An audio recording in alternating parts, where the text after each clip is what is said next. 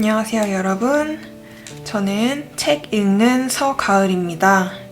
오늘 읽어드릴 책은 나는 매주 시체를 보러 간다. 유성호 지음이고요. 출판사는 21세기 북스입니다. 앞에부터 차분히 읽어드릴게요. 1부 죽어야 만날 수 있는 남자. 아이러니하게도 죽어야 만날 수 있는 남자. 매주 시체와 마주하는 법의학자에게도 죽음은 언제나 낯설다. 법의학자에게 죽음이란 무엇이며 어떤 의미를 지닐까? 법의학자와 함께 새로운 삶의 지침, 죽음을 궁구해보자. 법의학자 가방엔 누군가의 일생이 있다. 죽음의 기록이 담고 있는 것들. 죽음, 세상에 이보다 무겁고 힘들고 어려운 주제가 있을까? 그러나 이것은 모두의 삶에서 결코 누구도 비켜갈 수 없는 인생 일대사 문제이기에 한 번쯤은 그것을 정면으로 마주보는 일이 필요하지 않을까 싶다. 그 이야기를 이제 시작해보기로 한다. 정확하게는 죽음을 통한 삶의 이야기라고 할 수 있다. 우리가 결코 알 수 없는 어둡고 모호한 죽음이 아닌 우리의 일상을 함께하는 죽음 그 자체를 냉정하게 바라보는 과정을 통해 그로부터 우리의 오늘이 갖는 의미를 새롭게 찾아보고자 하는 것이다. 죽음이라는 화두를 꺼내든 나는 의사이자 과학자, 부검을 하는 법의학자이다. 부검이란 죽은 자의 정확한 사망 원인과 사망 종류인 사인을 밝히기 위해 실시하는 사후 검진, 즉 해부하는 것을 뜻한다. 물론 나는 부검 이외에도 죽음과 관련된 여러 가지 사항에 대해서 연구를 하고 때로는 자문을 의뢰받는다. 예컨대 살인 사건에서부터 시작해 하나의 죽음을 두고 그것이 과연 질병으로 인한 것인지 아니면 상해로 인한 것인지 등의 여러 가지 질문들을 받는다. 그리고 그럴 때마다 나는 그 사람 인생의 압축판이라고 할 수 있는 여러 가지 기록들을 보게 된다. 사망자를 대상으로 한 경찰의 수사 기록, 가족에 의한 진술과 그가 지금까지 겪어왔던 병원 진료 차트 등의 기록들을 말하는 것이다. 오늘도 지금 내 가방 안에는 두 사람의 죽음 기록이 들어있다. 그리고 나는 그 기록을 통해 그 사람이 지나온 삶을 더듬어 본다. 혹자는 이를 두고 죽음 기록이 어떻게 한 사람의 온전한 인생을 드러낼 수 있겠느냐고 말하겠지만 얇은 죽음 기록이라 할지라도 적어도 내게는 거의 책 한 권 분량의 무게로 느껴진다. 그 사람의 삶이 어떻게 진행되었고 어떻게 종결되었는지에 대해서 여러 가지 생각을 하게 되는 것이다. 직업이 법의학자이다 보니 죽음을 바라볼 때 보통 사람들과는 달리 사뭇 담담하게 과학적으로 그것을 직시하는 시선을 가지고 있다고 생각한다. 그럼에도 매번 한 사람 한 사람 각자의 죽음을 마주할 때마다 늘 다르게 가슴속을 울리는 다양한 감정들을 느끼고는 한다. 개 중에는 처참한 개인적 불행을 감지하게 하는 죽음도 있고 한편으로는 우리 사회의 비극적 양상을 반영하는 죽음. 이것은 분명 개인적 비극을 넘어선 사회적 비극이 아닐까 하는 의심을 갖게 하는 죽음도 있다. 이러한 여러 가지 색채의 다양한 죽음을 통해서 우리가 사는 이 세상의 진짜 맨얼굴, 우리 삶의 민낯을 한번 제대로 같이 마주해보는 시간을 가져보자는 것이 이제부터의 내 이야기의 취지라 하겠다. 법의학자로서 끊임없이 수많은 사례들을 통해 고민할 수밖에 없었던 삶과 죽음에 대한 학문적 바탕은 물론이고 그 과정에서 나름대로 축적한 아름답고 행복한 삶과 죽음에 대한 이야기를 나누고자 하는 것이다. 누가 왜 죽었는가? 나는 법의학자로서 월요일마다 검시를 한다. 지금보다 젊었을 때에는 일주일에 2번, 일요일에도 부검을 했으나 힘이 붙이기 시작하면서 일주일에 1번 검시를 하게 되었다. 검시란 시체에 대한 조사 행위를 총괄해서 이르는 말인데 검시는 다시 검안과 부검으로 나뉜다. 검안은 그야말로 시체를 눈으로 확인하는 것이다. 하지만 단순히 눈으로 확인해서는 사망 원인이나 사망 종류를 알 수 없는 경우가 대부분이다. 그래서 부검이 필요한데 부검은 해부를 통해 종합적으로 사인을 규명하는 작업을 말한다. 이러한 검시에서 가장 우선적인 일은 시신의 신원 확인이다. 일상에서 신원을 확인하는 것은 시각을 통한 대뇌의 정보 처리를 통해 이루어진다.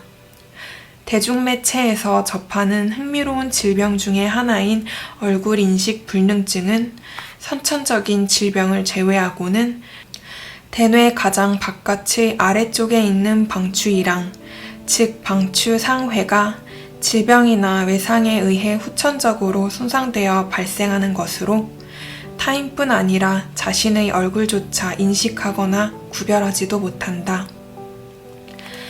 그러나 법의학의 영역에서 신원 확인이란 이처럼 시각의 확인보다는 지문, 치아 및 유전자를 통한 객관적인 절차를 통해 이루어진다.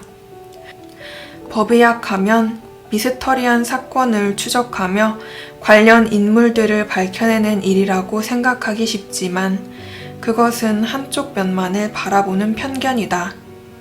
미스터리하든 그렇지 않든 법의학에서는 사건이 발생하면 신원을 우선적으로 확인한다. 사망한 사람, 그가 누구인지를 아는 것이 가장 중요하다. 예컨대 대구 지하철이나 세월호와 같은 대량 재해의 경우에도 발견된 시신이 누구인지를 먼저 알아야 가족들에게 돌려드릴 수 있지 않은가. 이때 신원 확인을 위해 사용되는 것이 지문이나 치아 등이며 유전자 검사 또한 이를 위해 시행한다. 신원을 확인한 뒤 검시에서 중요하게 다루는 사항은 왜 죽었는가이다. 즉, 의학적인 사망 원인을 밝혀내는 것이다. 의과대학에서 배운 수많은 질병명이 사망 원인으로 작용할 수 있다. 그 다음으로는 어떻게 죽었는가 하는 죽음의 방식, 즉 사망 종류를 가려낸다. 사회적으로 많은 논란이 있었던 백남기 농민 사건에서 의학적인 사망 원인은 아마도 고칼륨 혈증, 신장 부전이 맞을 것이다. 그러나 그 전에 그러한 질환을 유발한 근본적 원인이 무엇인지, 어떻게 죽었는지를 살폈을 때 머리의 경막하 출혈이 원사인으로 기재되었다면 외인사라고 이야기하는 것이 합리적이라는 말이다. 자신이 어떤 정치적 견지를 가지고 있는지와는 무관하게 의학적 합리성으로 보면 그렇다는 것이다. 국내 통계에 따르면 우리나라에서는 매년 28만여 명이 사망하는데 실제로 타살은 500여 명 정도, 즉 10만 명당 1명이 안 된다. 2017년 통계청 자료에 따르면 10만 명당 0.8명이며 흔히 10만 명당 2명 정도로 나오는 통계는 살인미수까지 포함된 경우다.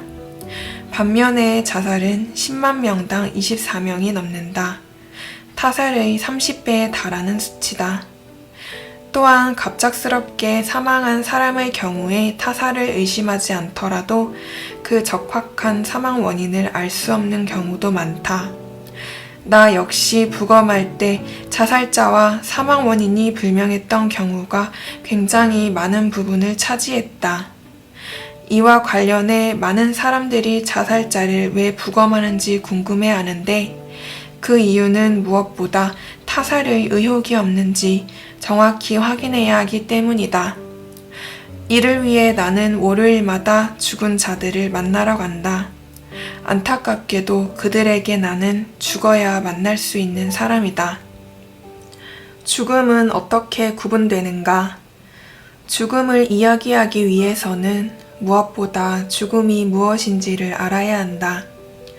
죽음이란 생명체가 그 수명을 다한 상태인 것을 모르는 사람은 없겠지만 그 생명의 존속이 다한 시점이 언제인지, 생명의 존속이 허물어져 가는 상태가 어떠한지, 그 삶과 죽음의 접경에 어떠한 심리적 풍경을 품게 되는지 등 전반적인 죽음의 경과에 대해 보통 사람들은 아는 바가 없다. 심지어 시대에 따라 장소에 따라 죽음은 매우 다른 의미의 결을 갖게 된다. 법적 및 의학적인 의미의 죽음은 사망 원인과 사망 종류를 통해 정의된다.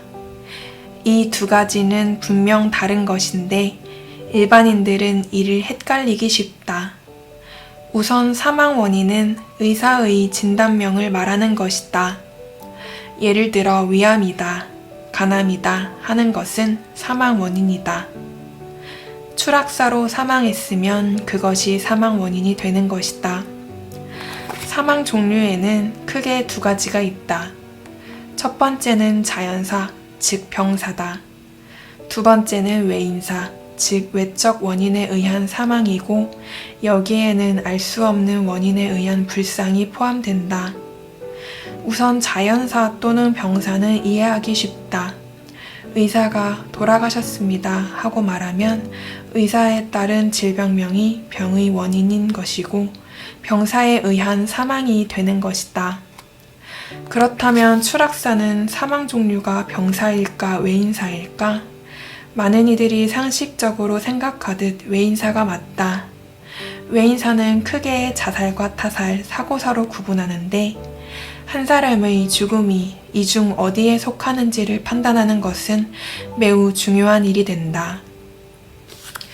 이와 관련해 법의학자로서 여러 기관으로부터 자문을 의뢰받는데 그중 나에게 가장 많이 자문을 구하는 곳이 바로 법원이다.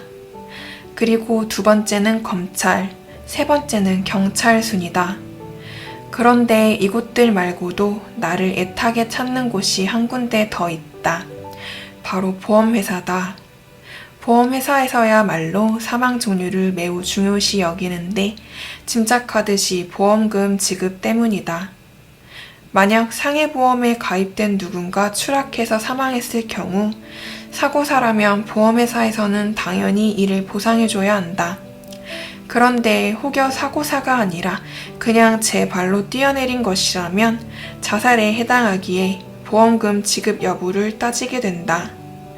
또한 누군가 밀었을 경우에는 타살이므로 국가보험뿐만 아니라 공권력이 개입하게 된다. 이렇듯 사망 종류에 따라 보험금 지급액이 달라지기에 보험회사는 이를 민감하게 구분하고자 하는 것이다. 그런데 추락사 중에 특이한 예외적 사례가 하나 있었다. 부부가 부부싸움을 하던 중 원래 약간의 우울증이 있던 아내가 화를 못 이기고 뛰어내려 사망한 사건이었다. 당시 법원에서는 이를 스스로 뛰어내린 자살보다는 급성 우울증에 의한 추락이라고 판단해서 재해의 보험금 지급을 판결했다. 극도의 흥분되고 불안한 심리 상태를 이기지 못하고 순간적인 정신적 공황 상태에서 자신의 행동으로 인하여 발생할 사망의 결과와 그로 인한 가족들 및 주변 상황의 변화에 대하여 제대로 이해하거나 예측하지도 못한 채 극도로 모멸스럽고 격분된 순간을 벗어날 방편으로 베란다에서 뛰어내림으로써 자유로운 의사결정에 의하지 아니하고 사망의 결과에 이르렀다. 물론 이 사건은 아직도 많은 학자들 사이에서 논란이 있지만 법원은 급성 우울증 발작을 죽음의 원인으로 보아 재해에 따른 보험금 지급을 판단한 것이다. 이처럼 죽음을 정의하기 위해서는 사망 원인과 사망 종류 모두를 따져봐야 한다. 결론적으로 부검을 통해 사망 원인을 밝히는 법의학은 사망 종류를 법률적 측면에서 조언하는 역할을 담당한다. 어제의 죽음과 오늘의 죽음, 시대와 환경에 따라 삶이 끝나게 되는 원인은 달라지기 마련이다. 현재 우리나라 사망 원인 1위는 암이고 그 다음이 심혈관 질환, 뇌혈관 질환이다. 1년에 사망하는 약 28만 명의 사람 중에서 13만 명이 이러한 질병으로 죽는다. 우리도 언젠가는 분명 지금의 삶에서 소멸하게 될 텐데 사고사가 아니라면 소멸할 때 대부분의 사람이 이러한 질병에 의한 징후를 갖게 될 것이다. 질병으로 인한 생의 말기적 증상에는 다음과 같은 신체적 징후가 수반된다. 당연히 통증이 있을 것이고 피곤하고 힘이 없고 입이 마르고 손발이 저리고 가렵고 어지러운 증상들을 겪게 된다. 그런데 이보다도 더 큰 문제는 심리적 징후다. 이는 불안, 우울, 불면, 짜증, 무언 고립감, 주의력 결핍 등 다양한 형태로 나타나는데 이러한 심리적 징후가 신체적 징후를 더욱 강화시키는 측면이 있다. 이외에도 환자가 사망하는 과정에서 가장 흔하게 겪는 일반적인 징후는 졸음이다. 굉장한 졸음 때문에 환자는 흥미한 구루기 상태에 빠져 깨워도 계속 존다. 그러다가 약간의 반응을 보이면 이때 보호자나 간호사가 환자를 소리쳐 부르거나 꼬집어 보기도 한다. 물론 미워서 꼬집는 것은 아니고 의학적으로 일정 상태에서는 꼬집어 보라는 지침이 있기 때문이다. 이처럼 꼬집는 데는 전혀 반응을 나타내지 않으면 혼수 상태에 빠진 것으로 본다. 그러다 어느 순간 사망하게 되는 것이다. 이것이 보통 사망에 이르는 흔한 과정이다. 그런데 드물게는 이러한 과정이 매우 극심한 양상으로 나타나기도 한다. 어떤 경우에는 환자가 안절부절 못하고 망상에 빠져서 헛소리를 하기도 하고 환각을 보는 듯 몸을 덜덜 떨기도 하면서 가족들의 마음을 힘들게 한다. 이러다가 반혼수 상태에 빠져 사망에 이르게 되는데 그 기간이 꽤 오래 지속되는 것이다. 물론 이는 덜 흔한 과정으로 과거에는 대부분의 경우 졸리는 상태를 이기지 못하고 자연스럽게 사망에 이르렀다.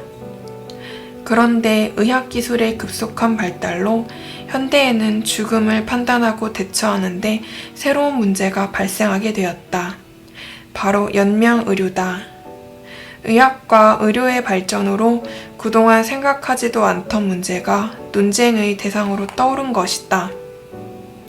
중환자 의료의 발달로 치명적인 상황에 빠진 환자를 상당수 살려낼 수 있게 되었으나 이면에는 더 이상의 의료가 소용없는 경우 이를 중지하고자 할 때 그 절차와 시기가 명확하지 않다는 문제를 함께 가져왔다. 즉, 이제는 자연스럽게 죽음으로 가는 단계라고 보는 졸음의 단계, 혼수 상태를 무한정 연장할 수 있다. 의학적으로 그 소멸의 상태를 중단시켜 심장을 계속 뛰게 할 수 있고 호흡을 계속하게 할 수 있는 것이다. 중환자실에 누워있는 말기암 환자라든지 식물인간 상태를 겪는 뇌질환 환자 등에게도 생명 연장이 가능해진 것이다. 이렇듯 우리에게는 현재 연명의료로 발생하는 그레이존, 즉 삶과 죽음 중 어느 영역에 속하는지 불분명한 중간지대의 존재가 새롭게 부상했다. 이외에도 과학과 기술의 발달로 우리는 죽음에 관해 새로이 고려할 사항이 많아진 시대를 맞이하고 있다. 죽음과 동반을 결심하다. 인생을 결정지은 법의학 명강의 나는 서울대학교 의과대학에서 법의학을 전공했다. 법의학자라고 하면 왠지 태생적인 정의감이 남다르지 않을까 생각하는 사람이 있을지 모르겠지만 사실 내가 의과대학을 가게 된 것은 그렇게 거창한 희생정신 내지는 봉사정신 때문은 아니었다. 만약 지금과 같은 수시 입학 체제라면 입시에서 탈락했을지도 모르겠다. 고등학교 입학 당시에는 법대를 가고 싶었다. 세상에 나쁜 사람이 있다면 정의의 이름으로 단죄를 하고 싶다는 막연한 생각이 있었기 때문이다.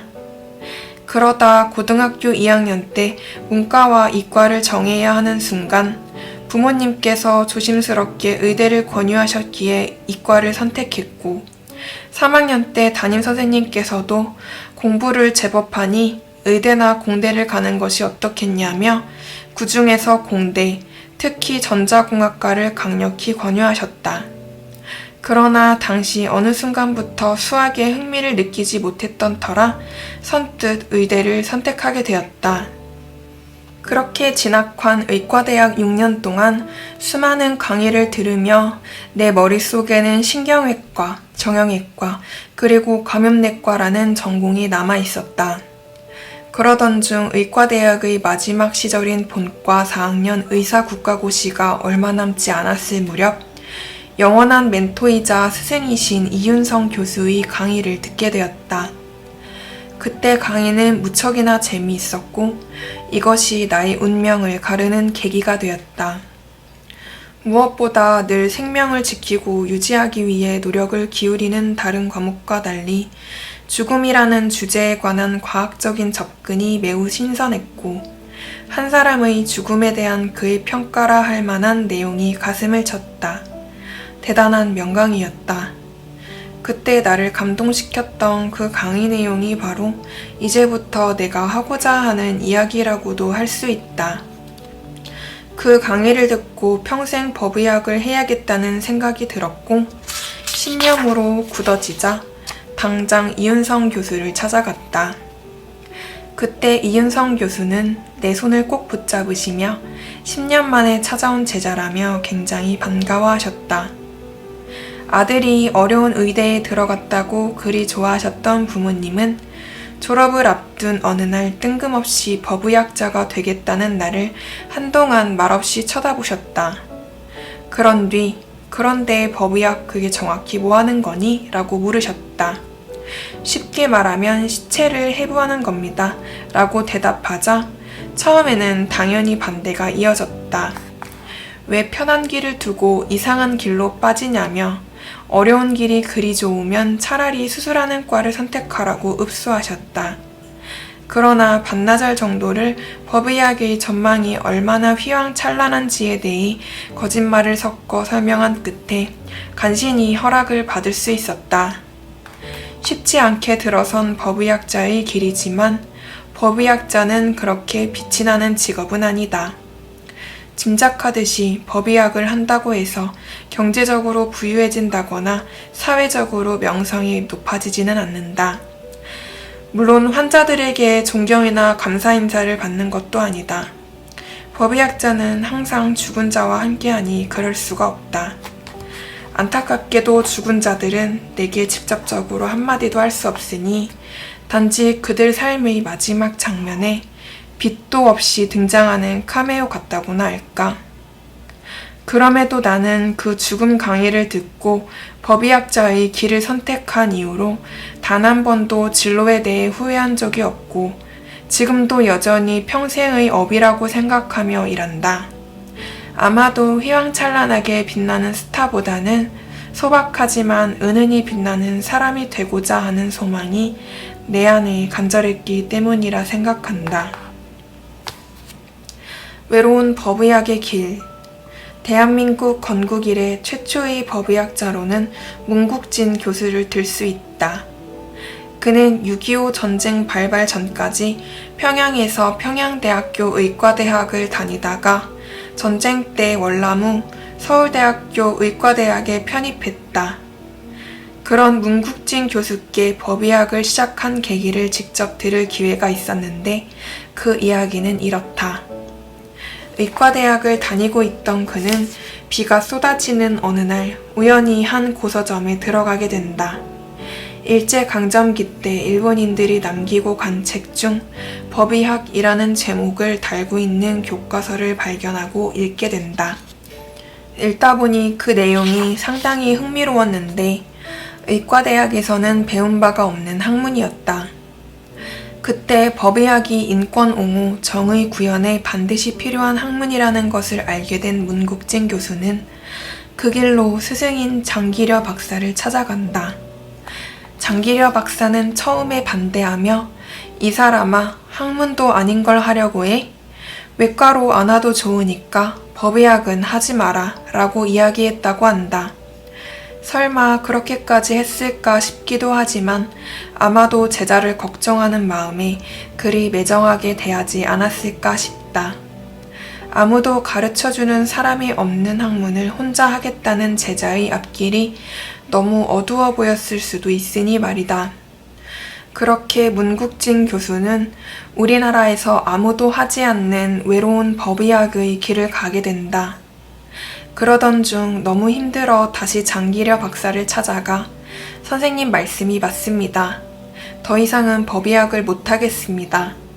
지금이라도 외과에 받아주십시오 라고 하자 장기려 박사는 문국진 교수를 뚫어져라 보더니 도리어 못된 놈, 의학이란 건 쉬운 데가 없어. 네가 생각했던 대로 안 된다고 다른 걸 하면 또 똑같을 게다. 3년 넘게 쏟아부은 네 노력을, 네 정열을 버리지 마라. 돌아가서 한 우물을 파라 라고 질책했다고 한다. 이에 다시 문국진 교수는 스스로 배움의 길을 찾아 미국으로 가 법의학을 공부함으로써 우리나라 1세대 법의학자로 등극하게 된다. 그리고 이후 몇 세대를 거쳐 지금 나는 우리나라 4세대 법의학자가 되었다. 어쩌면 장기려 박사의 꾸짖음이 우리나라 법의학의 명맥을 이처럼 이어오게 만든 출발점이 된 것이다. 인권과 법의학자의 상관관계. 나는 법의학자이자 병리 전문의이다. 병리 전문의 하니까 다소 어렵게 느껴질 수도 있겠지만 알고 보면 의외로 일반인과 아주 가까운 의사라 할 수 있다. 보통 병원에 가서 정기적으로 검사하는 항목 중에 위내시경, 대장내시경이 있다. 그때 이상소견이 나오면 조직검사를 하는데 병리 전문의가 바로 이를 담당한다. 현미경을 열심히 들여다보고는 이것은 암이다, 아니면 단순 염증이다 등의 조직에 대한 판단을 내리는 사람이 바로 병리 전문의다. 그런데 병리 전문의는 현미경만 보는 것이 아니라 실제 신체 조직도 본다. 간암 수술을 했으면 외과 의사가 암 부위를 잘 떼었는지 확인하는 것인데 수술 후에도 조직에 암이 남아있는 불상사를 막기 위해 이를 실시간으로 가르쳐주는 것 또한 병리 전문의의 역할이다. 결국 모든 결과를 판독하고 원인과 결과를 유추하는 것이 주된 임무인 셈이다. 사실 법의학 하면 많은 사람들이 부검을 떠올린다. 경찰과 함께 과학 수사를 하거나 살인 현장에서 돋보기를 들고 뭔가 열심히 찾는 일만 하는 것으로 생각하기 쉽지만 그렇지 않다. 물론 사망 현장에 경찰과 동행해서 시체에 대한 즉각적인 검사를 하는 경우도 있으나 부검을 하는 것이 주된 업무이기 때문에 경찰과 일심동체가 되지는 않는다는 것이다. 한동안 굉장히 인기 있었던 CSI라는 미국 드라마는 경찰과 과학자가 힘을 합해 미스터리한 난제를 해결하는 과정을 상당히 과학적으로 풀어내 세간의 관심을 모았었다. 이러한 드라마 때문에 많은 사람들이 법의학자 하면 미스터리한 사건을 해결하는 형사 이미지를 갖게 되었지만 오해하지 말아야 할 것이 드라마는 통상 드라마일 뿐이라는 것이다. 백과사전에서 또한 법의학자를 다음과 같이 정의하기도 한다. 경찰의 범죄 수사를 도와줌으로써 정확한 사인과 사망 경위를 밝혀 인권을 도모하는 일을 주된 업무로 하는 의학자. 이는 법의학자에 대한 적확한 정의는 아니다. 경찰의 범죄 수사 이외에 법과 관련된 여타의 의학적 문제와도 두루 관련되어 있기 때문이다. 그러나 법의학자가 형사 이미지보다 인권주의자의 향기를 더 강하게 내뿜는 직업인 것은 확실하다. 때때로 법의학자의 일상에 대해 묻는 사람이 있다. 국립과학수사연구원에 있는 나의 동료들의 경우 일주일에 보통 2회 정도의 부검을 하고 이를 감정하는데 대부분의 시간을 할애한다. 때로는 현장에 나가 사망 원인과 사망 종류를 판단하고 감정한 부검에 대해 법정에 나가 증언한다. 대학에 근무하고 있는 법의학자인 나는 월요일에 3-4구 정도의 시신을 부검하고 이를 감정하고 때로는 이에 대해 법정에서 증언한다. 또 학기 중에는 강의와 연구에 힘을 쏟게 된다.